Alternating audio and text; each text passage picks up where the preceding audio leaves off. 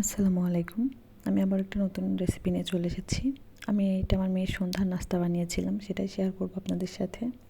তো ফার্স্টে সাবু নিয়ে নিয়েছি, সাবুদানাটা আমি ধুয়ে নিয়েছি। তারপরে নিয়েছি গাজরটা আমি ম্যাশ করে নিয়েছি, সিদ্ধ করেছিলাম আগে থেকে। আর এখানে নিয়েছি খেজুর, আর খেজুরটা আমি ভিজিয়ে রেখেছিলাম। ভেজানোর পরে ছাঁকনি দিয়ে তার রসটা বের করে নিয়েছি এবং খেজুর ভেজানো পানিটাও দিয়ে দিয়েছি।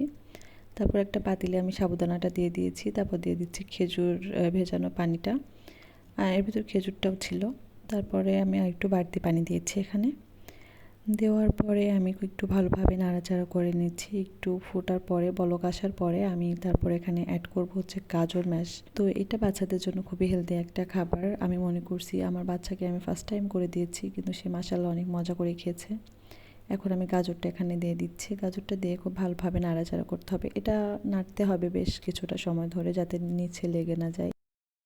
তো এটা আমার মেয়ে অনেক পছন্দ করেছে আলহামদুলিল্লাহ। আর এখানে অল্প একটু লবণ দিচ্ছি। আপনারা অবশ্যই বাচ্চাদেরকে এই রেসিপিটা একবার হলেও ট্রাই করবেন, কারণ এটা অনেক হেলদি।